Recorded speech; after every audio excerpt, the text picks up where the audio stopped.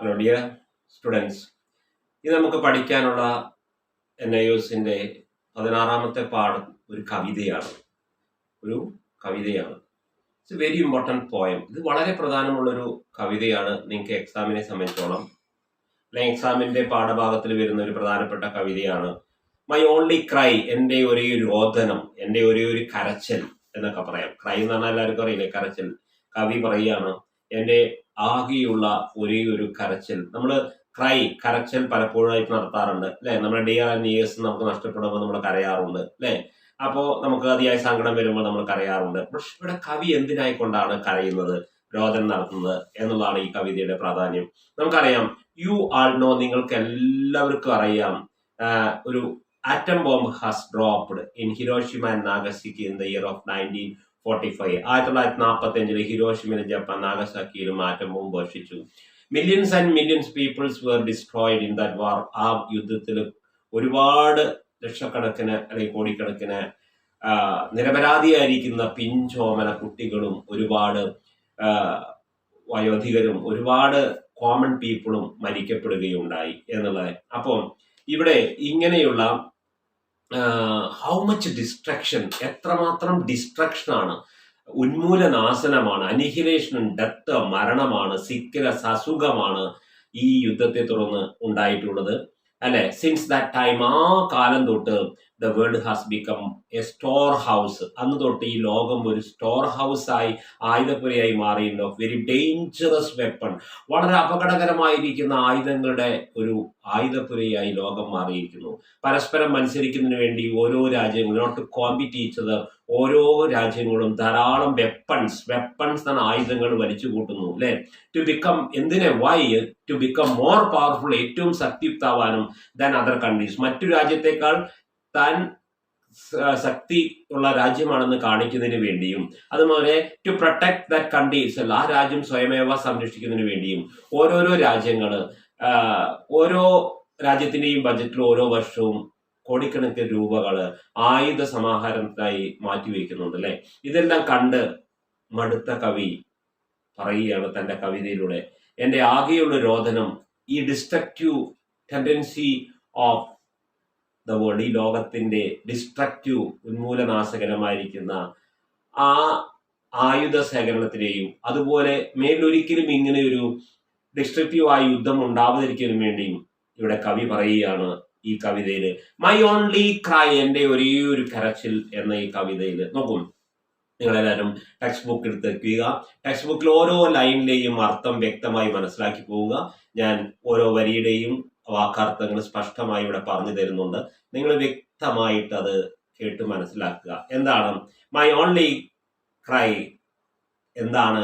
Close the arms factories എന്നാണ്. ആയുധപ്പുരകളുടെ ഫാക്ടറികൾ അടച്ചുപൂട്ടു എന്ന ശീർഷകത്തിലാണ് ഈ കവി തുടങ്ങുന്നത്. ഫാക്ടറീസ് ആണ് എല്ലാവർക്കും അറിയാം അല്ലെ. അതുപോലെ ആംസ്, ARMS, ആംസ് എന്ന ആയുധം എന്നാണ് അർത്ഥം വേണ്ടുന്നവരൊക്കെ ഒരു നോട്ട്ബുക്കിലൊക്കെ എഴുതിയിടാൻ നോക്കുക കേട്ടോ. ദെൻ കവി ചോദിക്കുകയാണ് കുറെ ചോദ്യങ്ങൾ. എന്താണ്? Who are you deceiving? ഒന്നാമത്തെ വരിയാണ് who are you deceiving. Deceive, ചതിക്കുക, വഞ്ചിക്കുക. DECEIVE, ഡിസീവ് മീൻ ചതിക്കുക. അല്ല കൂട്ടരെ, നിങ്ങൾ ആരെയാണ് ഡിസീവ് ചെയ്യുന്നത്? Who are you deceiving? And you ask, നിങ്ങൾ പറയുന്നു, നീ എന്നോട്, ടു സ്പീക്ക് ടു ചിൽഡ്രൻ, കുട്ടികളോട് സംസാരിക്കാൻ വേണ്ടി നിങ്ങൾ എന്നോട് ഉദ്ഘോഷിക്കുന്നു, അല്ലെങ്കിൽ പിഞ്ചോമനകളോട് സംസാരിക്കാൻ വേണ്ടി നിങ്ങൾ എന്നോട് ആവശ്യപ്പെടുന്നു. കുട്ടികളോട് സംസാരിക്കുമ്പോൾ, കാരണം ഇന്നത്തെ ശിശുവാണ് നാളത്തെ പൗരനായി ആവിർഭവിക്കുക. അല്ലയോ വ്യക്തികളെ, രാജ്യങ്ങളെ, നിങ്ങളെല്ലാവരും കുട്ടികൾക്ക് വേണ്ടി സംസാരിക്കാൻ വേണ്ടി എന്നോട് ആവശ്യപ്പെടുന്നു. അപ്പോൾ ആ വേളയിൽ ബട്ട്, എന്നാൽ I shall also address you, ഞാൻ കുട്ടികളോട് മാത്രമല്ല, ഞാൻ കുട്ടികളുടെ കവി മാത്രമല്ല, ഞാൻ നിങ്ങൾ മുതിർന്നവരോടും അഡ്രസ് ചെയ്യാൻ, അഭിസംബോധന ചെയ്യാൻ ഇഷ്ടപ്പെടുന്നു. അഡ്രസ് ചെയ്യാൻ, അഭിസംബോധന ചെയ്യുക. ADDRESS, അഡ്രസ് മീൻ അഭിസംബോധന. I am not only interested, I am interested in children also, but I am also interested in അഡൾട്ടിനോടും എനിക്ക് താല്പര്യമുണ്ട്. അതായത് ദ ഗ്രോൺ അപ്പ് എന്ന് പറഞ്ഞാൽ ഇനി വളരാനില്ലാത്തവർ, മുതിർന്നവര്, വളർന്നു വലുതായി പന്തലിച്ച് നിൽക്കുന്ന നിങ്ങൾ മുതിർന്നവരോടും എനിക്ക് സംസാരിക്കാൻ അതിയായ താല്പര്യമാണ് കൂട്ടരെ എന്ന്. Then I am still a child. ഈ കവിത ഞാൻ എഴുതുമ്പോൾ ഞാൻ ഇപ്പോഴും ഒരു കൊച്ചുകുട്ടിയാണ്. ഒരു കുട്ടിക്കഥയാണിത്, അല്ലെങ്കിൽ കുട്ടിക്കവിതയാണിത്. ഐ ഡോണ്ട് നോ, എനിക്കറിയില്ല how to lie like you. പക്ഷെ ഒരു പിഞ്ചോമനയായ എനിക്ക്, അല്ലെങ്കിൽ ഒരു കൊച്ചുകുട്ടിയായ എനിക്കറിയില്ല എങ്ങനെ നുണ പറയണമെന്ന്. ലൈ എന്ന് പറഞ്ഞാൽ ലൈ മീൻ നുണ പറയ. Like you grown up have the tendency to tell lie to others. മറ്റുള്ളവരുടെ നുണ പറയുക എന്നുള്ളത് നിങ്ങൾക്ക് വശമായിരിക്കാം. നിങ്ങൾക്കറിയാം, ഈ നിരപരാധിയായ കുട്ടികൾ നുണയും അസൂയയും കുസുമ്പവും വിദ്വേഷവും ദേഷ്യവും ഒന്നും അവർക്ക് ഉണ്ടാവില്ല. പിന്നെ എങ്ങനെയാണ് Innocent beauty of A child നിങ്ങൾ കേട്ടിട്ടുണ്ടായിരിക്കും. ഒരു കുട്ടിയുടെ നിഷ്കളങ്കമായ സൗന്ദര്യം. ഒരു കുട്ടി ജനിക്കുമ്പോൾ വളരെ ഇന്നസെന്റ് ആണ്. അതിന്റെ മുഖത്തേക്ക്, അത് ഏത് കുട്ടിയാകട്ടെ, മനുഷ്യക്കുട്ടിയാകട്ടെ, പട്ടിക്കുട്ടിയാകട്ടെ, അല്ലെങ്കിൽ ആനക്കുട്ടിയാകട്ടെ, ഏത് കുട്ടിയാണെങ്കിലും അതിന്റെ മുഖത്തിലേക്ക് നോക്കുമ്പോൾ നമ്മൾ കാണുന്ന ആ സൗന്ദര്യം. പിന്നെ ആ മുഖത്തിലേക്ക് അസൂയ, കുസുമ്പ്, വിദ്വേഷം, ദേഷ്യം, പകപോക്കൽ ഇത്യാദികളൊക്കെ അവരുടെ സമൂഹമാണ് അവരെ അങ്ങനെ അതിന്റെ ഒരു മുഖമാക്കി മാറ്റുന്നത് എന്നതിൽ യാതൊരു സംശയവും ഇല്ല, അല്ലെ? അപ്പം നിങ്ങൾ നുണ പറയുന്നവരാണ് മുതിർന്നവര്. പക്ഷെ ഞങ്ങൾ കുട്ടികൾക്ക് അറിയില്ല എങ്ങനെ നുണ പറയുന്നത്. All the children of the world, ഈ ലോകത്തിലെ എല്ലാ കുട്ടികളും, all the children of the world, O adult of the world, അല്ലയോ മുതിർന്നവരെ, ലോകത്തിലെ മുതിർന്നവരെ, എന്താ, കുഡ് നോട്ട് റീബിൽഡ്. ഈ ലോകത്തിലെ എല്ലാ കുട്ടികളും ചേർന്നാൽ ഒരിക്കലും റീബിൽഡ്, പുനഃസ്ഥാപിക്കാൻ പറ്റില്ല, പുനർനിർമ്മിക്കാൻ പറ്റില്ല. വാട്ട് യു ഡിസ്ട്രോയ്, നിങ്ങൾ എന്ത് നശിപ്പിച്ചു എങ്കിൽ. ഞങ്ങൾ കുട്ടികളല്ലല്ലോ ഈ ലോകത്തെ മുച്ചൂടും ആറ്റം ബോംബിട്ടൊക്കെ നശിപ്പിക്കുന്നത്. ഇറ്റ് ഈസ് യു അഡൾട്ട്, നിങ്ങൾ മുതിർന്നവരാണ്, അഡൾട്ടാണ് ഈ ലോകത്തെ നശിപ്പിക്കുന്നത്. പക്ഷെ ഞങ്ങൾ കുട്ടികൾ ഒരിക്കലും ഈ ലോകത്തെ നശിപ്പിക്കില്ല.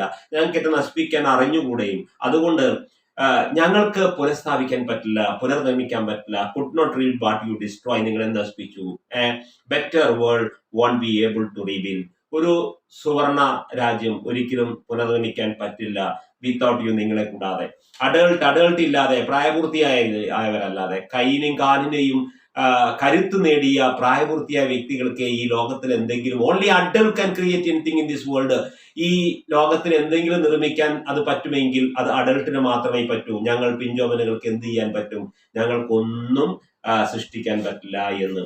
നിങ്ങൾക്കറിയാം ദാറ്റ് അവർ ക്രൈസ്റ്റ്, ഞങ്ങളെ രോദനം. അതുകൊണ്ട് ഞങ്ങൾ കുട്ടികൾക്ക് അറിയാറുണ്ട് ഞങ്ങൾ ആയുധം കരച്ചിൽ തന്നെയാണ്. പക്ഷെ ഞങ്ങൾ കരയുന്ന ആർ യൂസ്ലെസ്, ഞങ്ങളെ കരച്ചിൽ യൂസ്ലെസ് ആണ്. ഞങ്ങൾ കരഞ്ഞുകൊണ്ടേയിരിക്കും. We have been crying. But what is the benefit of that crying? പക്ഷെ ആ കരച്ചിൽ കൊണ്ട് എന്താണ്? മിക്കവാറും കുട്ടികളുടെ കരച്ചിൽ ആരും വലിയ മുഖവിലക്ക് എടുക്കാറില്ല. ഞങ്ങൾ കരയുന്നു, പക്ഷെ അത് യൂസ്ലെസ് ആണ്, ഒരു ഉപയോഗമില്ലാത്ത കരച്ചിലാണ്.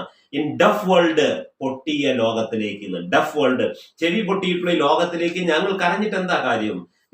നിങ്ങൾ എന്നോട്, കുട്ടികളോട് സംസാരിക്കാൻ പറയുന്നു. But I want to speak to you adult people. പക്ഷെ എനിക്ക് നിങ്ങൾ മുതിർന്നവരോട് സംസാരിക്കേണ്ടത്, നോട്ട് ടു ചിൽഡ്രൻ, കുട്ടികളോടല്ല. കാരണം ഈ ലോകമേ ചെവി പൊട്ടിയതാണ്. ഈ ചെവി പൊട്ടിയ ലോകത്തിൽ ഞങ്ങൾ കരഞ്ഞിട്ട് എന്ത് കാര്യമാണ്? ഞങ്ങൾ സംസാരിച്ചിട്ട് എന്ത് കാര്യമാണ്? ഇപ്പോൾ മൈ ഫ്രണ്ട്സ്, എന്റെ കൂട്ടുകാര്, my friends, and let us not talk of friends. നമുക്ക് കൂട്ടുകാരോടല്ല സംസാരിക്കേണ്ടത്, ഞങ്ങളുടെ സഹവർത്തികളായ മറ്റു കുട്ടിയോടല്ല, അല്ലെ? നൗ മൈ ഫ്രണ്ട്സ്, അല്ലയോ എന്റെ സുഹൃത്തുക്കളെ, പീസ് ആൻഡ് ഫെലോഷിപ്പ് ആണ്, സൗഹൃദത്വവും സമാധാനവുമാണ് നമുക്ക് വേണ്ടത്. ഒരു ഫെലോ മറ്റൊരു ഫെലോവുമായുള്ള കൂട്ടുകെട്ട്, the company of other fellows, that is what is called fellowship. നമുക്കൊരു ഫെലോഷിപ്പ് ആണ് വേണ്ടത്. ദീസ് വേർഡ്, ഈ വാക്കുകള്, should not be spoken by the adult. ഇത് പ്രായപൂർത്തിയായവര് സംസാരിക്കുന്ന വാക്കുകളല്ല, ഞങ്ങള് പിഞ്ചോമന കുട്ടികൾ സംസാരിക്കുന്നതാണ്. We want peace, we want a community without war and നമുക്ക് യുദ്ധവും ബാറ്റിലും ഒന്നും ഇല്ലാത്ത. നമുക്കറിയാം, പുറകിലേക്ക് ചിന്തിച്ചാൽ എത്ര ഏതിന്റെയൊക്കെ പേരിൽ എത്ര മഹായുദ്ധങ്ങളാണ് ഇവിടെ നടന്നത്. ഫസ്റ്റ് വേൾഡ് വാർ കഴിഞ്ഞപ്പോൾ അങ്ങനത്തെ ഒരു യുദ്ധം ഉണ്ടാവരുന്ന് എല്ലാവരും കുതിച്ചു. പക്ഷേ അൺഫോർച്ചുനേറ്റ്ലി സെക്കൻഡ് വേൾഡ് വാർ ഉണ്ടായി. സെക്കൻഡ് വേൾഡ് വാർ ഉണ്ടായി കഴിഞ്ഞപ്പോൾ നമ്മൾ ആഗ്രഹിക്കുന്ന UN ഒക്കെ ഉണ്ടായെങ്കിലും നമ്മൾ ഇനിയും ഒരിക്കലും തേർഡ് വാർ ഉണ്ടാവില്ല എന്ന് പ്രതീക്ഷിക്കുന്നു. പക്ഷേ എത്ര യുദ്ധങ്ങൾ പിന്നീടും രാജ്യങ്ങൾ നടത്തിക്കൊണ്ടിരിക്കുന്നു. ഇപ്പോഴും ഇസ്രയേലും ഹമാസും പാലസ്തീൻകാരും തമ്മിൽ യുദ്ധം നടന്നുകൊണ്ടിരിക്കുകയാണ്. എത്ര പിഞ്ചോമനുകളെ, എത്ര നിരപരാധിയായ ആൾക്കാരവിടെ മരിച്ചു വീഴുന്നു. എന്തിന്? You think. കാരണം പരസ്പര മാത്സര്യത്തിന് വേണ്ടിയാണെങ്കിൽ, ഏത് ഇസത്തിന് വേണ്ടിയാണെങ്കിലും ഒരു മനുഷ്യൻ മറ്റൊരു മനുഷ്യനെ ഇല്ലായ്മ ചെയ്യുന്ന ഈ മഹായുദ്ധങ്ങൾക്ക് അറുതി വരുത്തണം. ക്ലോസ് അപ്പ്, അടച്ചുപൂട്ടു യുദ്ധപ്പുരകൾ എന്നാണ് ഈ കുട്ടി ആവശ്യപ്പെടുന്നത്. So this is the first part of my cries എന്നുള്ള ഈ കവിതയുടെ ആദ്യത്തെ ഒരു ഭാഗമാണ് ഞാൻ ഇവിടെ നിങ്ങൾക്ക് തന്നിരിക്കുന്നത്. ഇതിന്റെ ബാക്കി അടുത്ത പാർട്ടിൽ നിങ്ങൾക്ക് റെക്കോർഡ് ചെയ്യുന്നതാണ്. മൈ ഓൺലി ക്രൈ, എന്റെ ഒരേ ഒരു കരച്ചിൽ.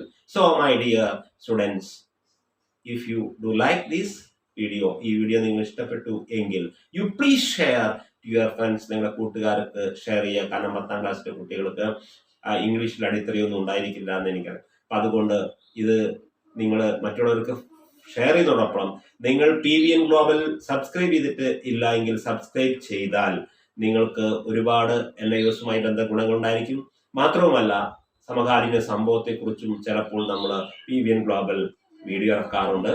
അതെല്ലാം കേൾക്കുമ്പോൾ നിങ്ങൾക്ക് ഒരുപാട് വൈജ്ഞാനികമായ കാര്യങ്ങൾ ലഭിക്കുന്നതാണ്. അതുകൊണ്ട് don't forget to subscribe PVN global and also to share to your friends. Okay, goodbye. Wait for my next video.